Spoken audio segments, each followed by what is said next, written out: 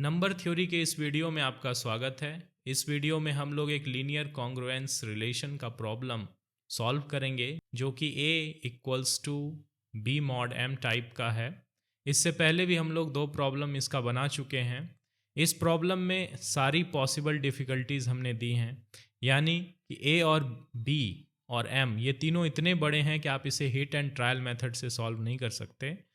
इसमें हमें एक सिस्टमेटिक अप्रोच से जो GCD का जो लीनियर कॉम्बिनेशन लिखना होता है A और M का, वो हम एक सिस्टमेटिक अप्रोच से करेंगे और उसके लिए हम लोग एक्सटेंडेड यूक्लिड एल्गोरिदम का यूज़ करेंगे, जिससे ना केवल हम लोग GCD का कैलकुलेशन करेंगे बल्कि हम उसके कोफिशिएंट भी कैलकुलेट करेंगे। तो इसमें इस जो सवाल दिया हुआ है वन है 140x is equivalent to 133 mod 301। तो ये सवाल काफ़ी बड़ा है, इसे हम हिट एंड ट्रायल मेथड से सॉल्व नहीं कर सकते हैं और इसलिए हम लोग इसे एक प्रॉपर स्टेप से करेंगे। इससे पहले हम लोग देख चुके हैं कि Ax equal to B mod M का सॉल्यूशन हमेशा एग्जिस्ट नहीं करता है। एग्जिस्ट करने के लिए A और M की GCD को B को डिवाइड करना होता है, तभी ये सॉल्यूशन पॉसिबल है। तो आइए चलिए देखते हैं इस प्रॉब्लम का सॉल्यूशन। तो जो सवाल दिया हुआ है वो है 140x इक्वल टू 133 मॉड 301। तो इसे सॉल्व करने के लिए सबसे पहले हम लोग 140 एंड 301 का GCD निकालेंगे। तो इस GCD को निकालने के लिए इस बार हम एक प्रॉपर मेथड का यूज करेंगे जिसका नाम है यूक्लिड्स एल्गोरिदम। और न केवल इससे हम GCD का कैलकुलेशन करेंगे बल्कि हम लोग इससे कोफिशिएंट भी कैलकुलेट करेंगे।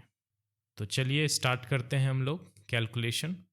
तो 301 को डिवाइड करना होगा हमें 140 से, और ये डिवीज़न 2 बार में, और 280, और जो आंसर होगा 21।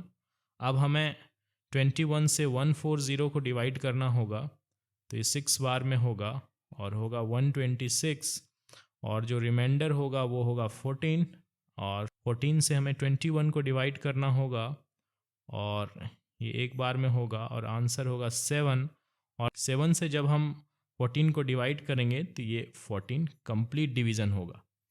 और हम जानते हैं कि हमारा जो GCD होता है वो क्या होता है, वो ये लेफ़्ट वाला पार्ट होता है, यानी 7 हमारा GCD है इस एल्गोरिदम से, और ये कैलकुलेशन हम लोग बचपन में कर चुके हैं।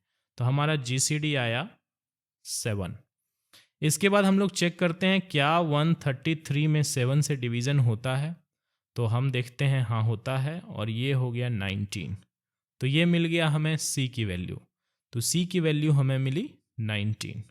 चूँकि 133 में 7 से डिवीज़न पॉसिबल है इसलिए ये प्रॉब्लम सॉल्वेबल है, लेकिन हम लोग इसका एग्जैक्ट सॉल्यूशन निकालेंगे और उसके लिए हम लोग एक सिस्टमेटिक अप्रोच का यूज करेंगे जिसका नाम है एक्सटेंडेड यूक्लिडियन एल्गोरिदम।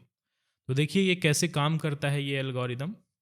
तो सबसे पहला काम हम लोग ये करेंगे कि हम लोगों को निकालना है 7 equal to what multiple of 140 plus what multiple of 301, और ये होता है U एंड V, और हमें U एंड V कैलकुलेट करना है।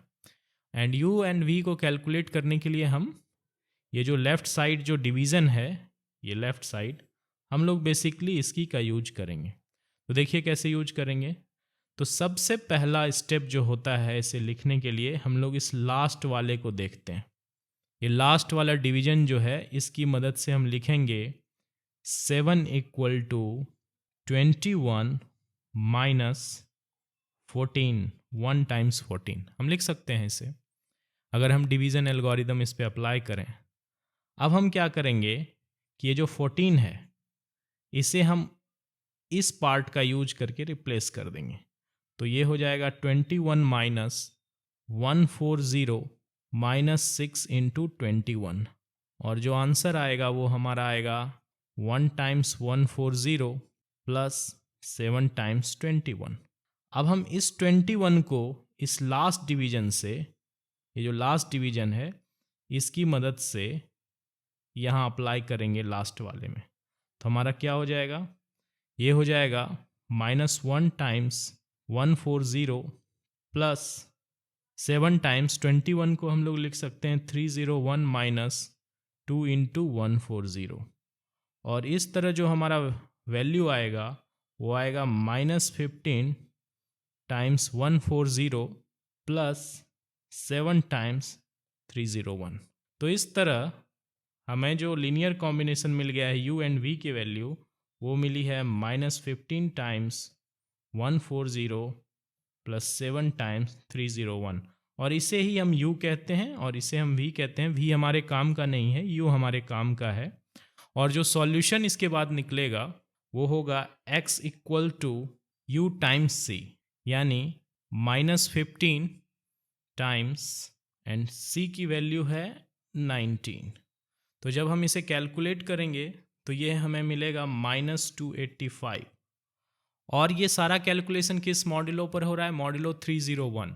तो मॉड्यूलो 301 में कौन कौन सी वैल्यूज़ होंगी? तो मॉड्यूलो 301 में वैल्यूज़ होंगी 0 से लेकर 300 तक, यानी जो मॉडुलस होता है उससे एक कम। तो इसमें हम देखते हैं कि अगर हम 301 ऐड कर दें तो जो हमारा आंसर आएगा वो आएगा 16, और 16 जो है 0 से लेकर 300 के बीच में है। इसलिए जो हमारा आंसर होगा x is equal to 16 mod 301 है, और ये हमारा सॉल्यूशन हो गया। अब लास्ट में हम इसे वेरीफाई कर लेते हैं। तो वेरिफिकेशन के लिए हम लोग क्या करेंगे कि हम लोग 140 इंटू 16 करेंगे, तो हम देख सकते हैं ये हो गया 2240, एंड जब हम 2240 में 301 से डिवीज़न करेंगे तो ये डिवीज़न 7 टाइम्स में होगा, एक्चुअली 07 होगा यहाँ पर, तो 2107, और आंसर होगा हमारा 133। तो हम लोग देख सकते हैं कि जो हमारा सॉल्यूशन आया है वो बिल्कुल सही आया है। 140 times 16 is equal to 133 modulo 301 आया है, और इस तरह हमारा प्रॉब्लम सॉल्व हो चुका है। एक चीज़ और आप देख सकते हैं कि आखिर solution x equal to u c type का होता क्यों है। तो इसे समझने के लिए हम लोग इस इक्वेशन को लेते हैं, इस इक्वेशन को। तो हम लोग क्या करेंगे, तो देखते हैं 7 equal to -15 times 140 plus 7 times 301 करते हैं, और इसमें क्या करते हैं दोनों साइड 19 से, ये जो फैक्टर आया था उस टाइम, ये देखिए यहाँ हमने कैलकुलेट किया था 19, यानी कि हम अगर 19 से मल्टीप्लाई करेंगे तो हमारा लेफ्ट हैंड साइड 133 हो जाएगा। तो हम इस इक्वेशन में क्या करते हैं कि दोनों साइड 19 से मल्टीप्लाई कर देते हैं, तो हमारा इधर हो जाएगा लेफ्ट हैंड साइड में 133, और ये हो जाएगा 19 times -15 into 140 plus 19 times 7 into 301, और लास्ट में हम क्या करेंगे, हम मॉडुलस ले लेंगे 301 से।